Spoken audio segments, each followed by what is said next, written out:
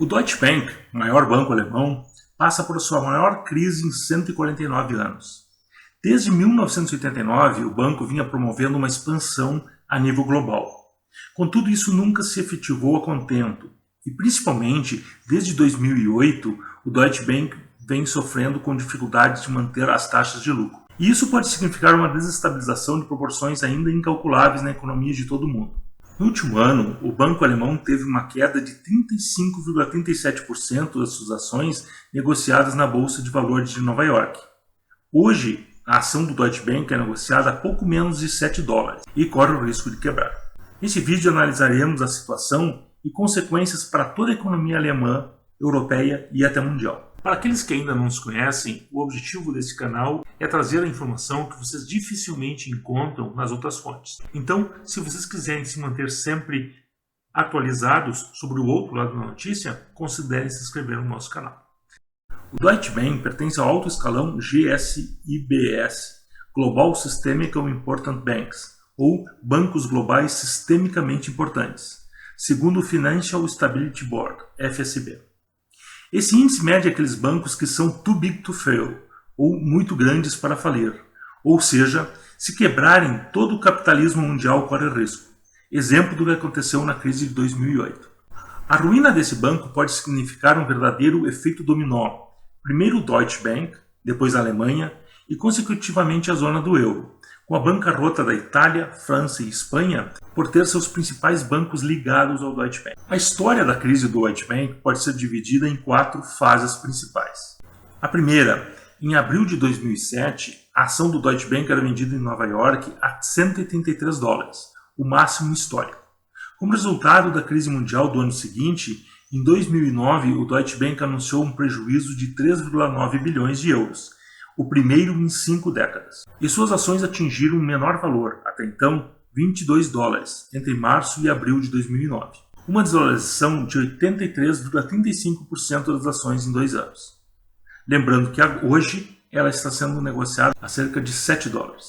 Segundo, o banco se envolveu no escândalo Libor. Investigações descobriram que bancos manipulavam a taxa de juros média para interesse próprio, resultando em uma multa de 2,5 bilhões de dólares, além de multa de 14 bilhões de dólares impostas pelo Departamento de Justiça americano por negociar com o Irã.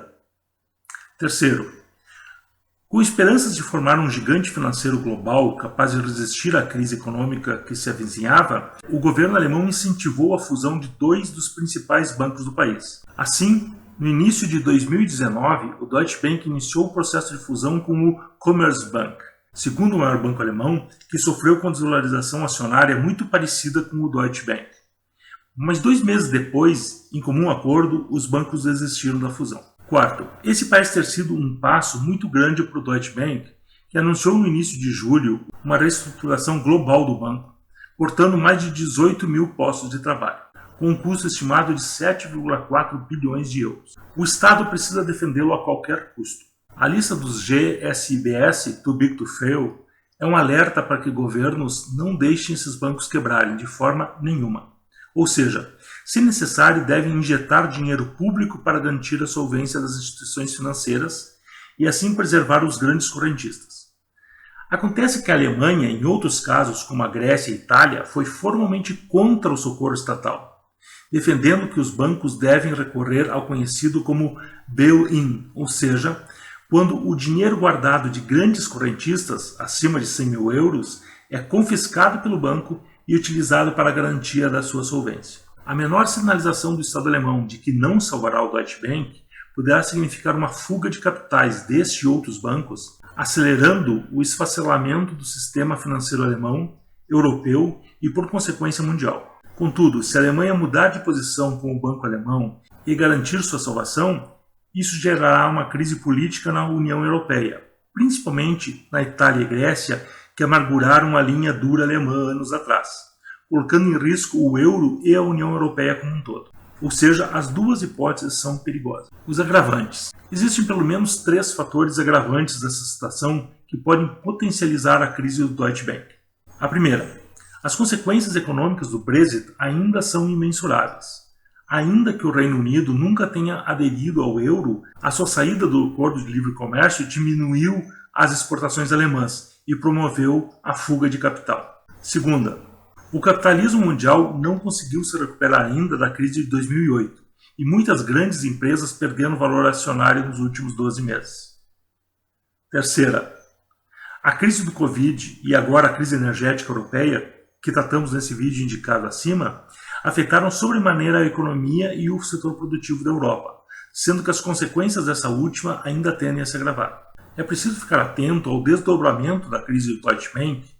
A desestabilização da Alemanha significa balançar com todo o planeta. Podemos estar à beira de uma nova crise econômica com proporções similares às de 2008, ou com uma nova fase desta. Reestruturação. O Deutsche Bank tentará ser um banco menor. O banco cresceu muito no passado com a sua divisão de investimentos, que operou com ativos de risco como os derivativos, ou opções, e agora dá um passo atrás.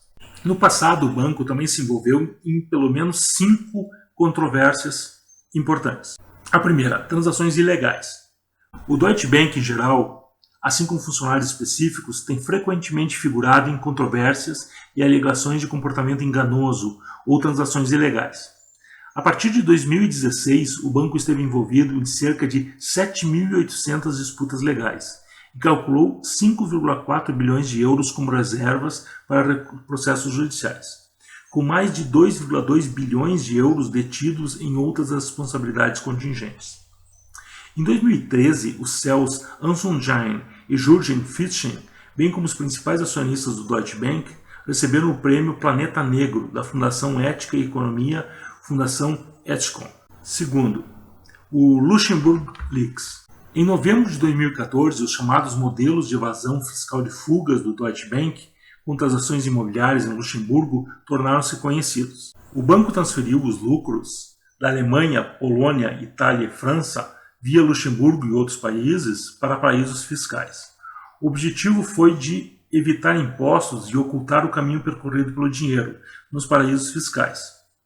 Os documentos confidenciais produzidos foram divulgados ao público na sua forma original. Terceiro, especulação de alimentos e grilagem de terras. Críticas são também frequentemente feitas por organizações não governamentais, como a Oxfam e a Foodwatch, por exemplo, de que o Deutsche Bank está participando lucrativamente na especulação de alimentos e na grilagem de terras, com as suas mercadorias e fundos agrícolas. Em julho de 2012, os representantes especiais da ONU para o Direito da Alimentação Adequada, Oliver de Schutter, também culpou o banco pelo aumento dos preços dos alimentos, entre outras coisas, e acredita que as flutuações extremas de preços no mercado de alimentos têm pouco a ver com a oferta e demanda. Quarto, eliminação da conta corrente gratuita. Em novembro de 2012, o Deutsche Bank aboliu a conta corrente gratuita para clientes particularmente bons, que era considerada um símbolo de status pelas pessoas ricas. De acordo com o anúncio do banco, todas as contas serão harmonizadas e condições especiais que foram concedidas no passado, em casos individuais, não serão mais oferecidas no futuro. Quinto, investimentos prejudiciais ao clima. O Deutsche Bank é um dos maiores investidores mundiais em carvão e outras atividades prejudiciais ao clima. Tem sido repetidamente criticado pela Urval por isso. No entanto, a empresa tem se retirado do setor de carvão desde o verão de 2016. Enfim, a crise do Deutsche Bank é mais antiga do que a Credit Suisse, que trataremos no próximo vídeo que indicamos acima, mas tem piorado cada vez mais. E agora a situação da economia geral é bem mais hostil, e está aparecendo também em outros grandes bancos, o que no mínimo é um grande sinal de alerta para todos nós. Bom amigos, obrigado por terem assistido o vídeo até aqui. Se gostaram, não se esqueçam de deixar um like e considerem se inscrever no nosso canal. Muito obrigado e um grande abraço a todos.